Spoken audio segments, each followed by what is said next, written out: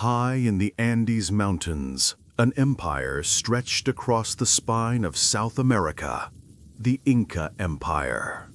A civilization of breathtaking scale, its roads carved into mountainsides, its cities built from stones so perfectly cut they seemed fused together by magic. With nearly 12 million people, the Inca realm was one of the greatest the world had ever seen. But in the year 1532, this empire stood on the edge of disaster, though its rulers did not yet know it. From across the ocean came a group of outsiders, just a few hundred men, scarred from battles, hungry for glory, and driven by promises of untold riches. They were led by Francisco Pizarro, a hardened soldier who had grown up poor in Spain and now sought his fortune in the New World. The stage was set for one of history's most shocking encounters, a collision between the mighty Inca and a handful of desperate Spaniards. But fate had dealt the Inca a cruel twist. Their emperor, Huayna Capac, had recently died from a strange disease, smallpox, brought by Europeans before Pizarro even arrived. The empire was torn in two as his sons, Atahualpa and Huáscar, fought a brutal civil war for the throne. When Pizarro marched into South America, he did not find a united empire. He found a kingdom bleeding from within. Atahualpa, the victor of the civil war, believed himself invincible. He commanded tens of thousands of warriors, ruled from the city of Cajamarca, and carried himself as a living god. To him, Pizarro's ragged band of 168 men seemed no more than strange visitors, amusing at best, harmless at worst. But he was wrong, deadly wrong. In November 1532, Atahualpa marched triumphantly into Cajamarca with his army, tens of thousands of soldiers, after defeating his brother in the Civil War. His warriors filled the valleys, his banners waved proudly in the wind, and his court radiated wealth. Against this overwhelming force stood just 168 Spaniards. Pizarro knew that in open battle he and his men would be crushed like ants beneath a mountain. So he devised a daring and ruthless plan. They would invite Atahualpa to meet them in Cajamarca's central plaza, pretend to speak of peace, and then strike. Atahualpa accepted the meeting. Why not? These Spaniards looked pitiful next to his army. He believed they were no threat to his throne. Surrounded by thousands of his warriors camped just outside the city, the Sapa Inca, the living son of the sun, was carried on a golden throne, adorned with jewels, feathers, and sacred robes. The Spaniards watched from behind walls, hidden in ambush. Their cannons were loaded, their horses were restless, armored for war.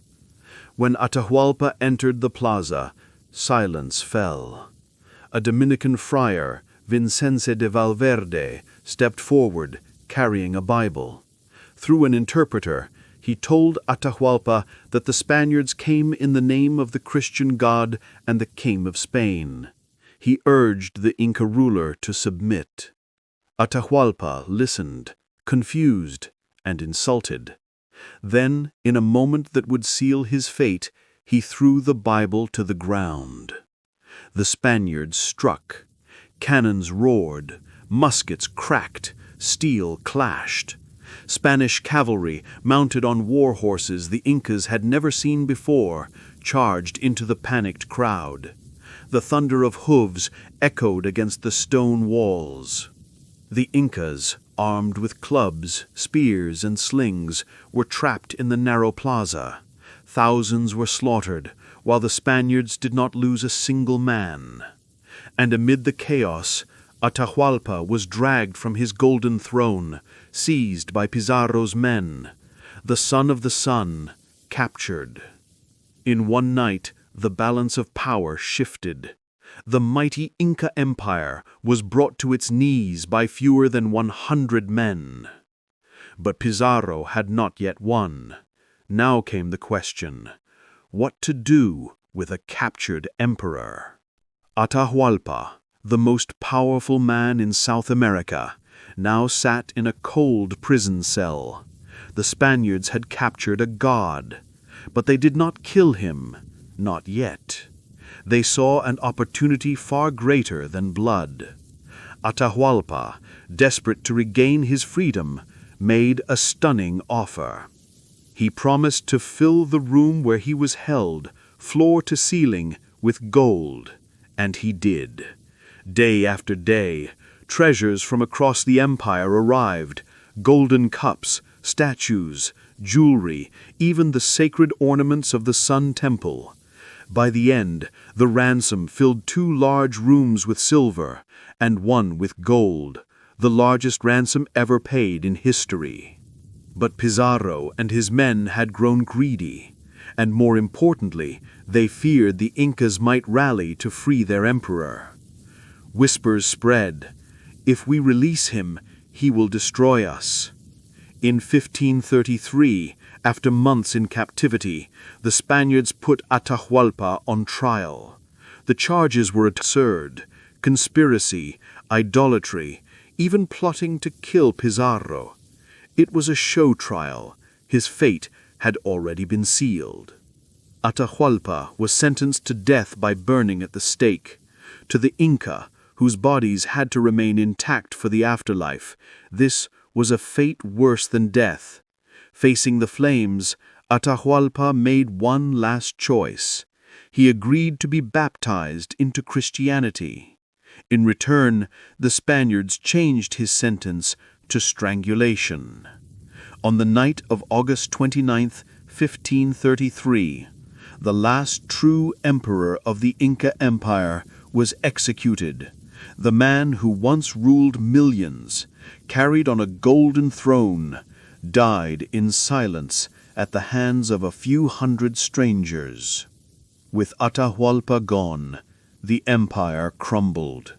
Pizarro marched into Cuzco, the heart of the Inca world, and declared it a colony of Spain.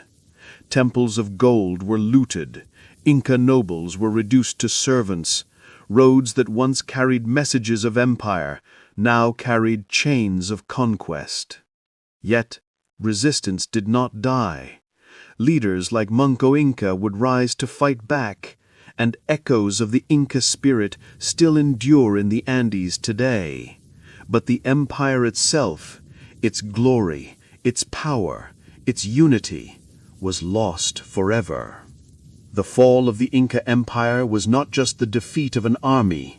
It was the collision of 2 worlds, one ancient, one ambitious, and the story of how greed, steel, and disease brought down a civilization. But here is the haunting question. What if Atahualpa had crushed Pizarro at Cajamarca? Would the Inca Empire still stand today? Or was its fall inevitable?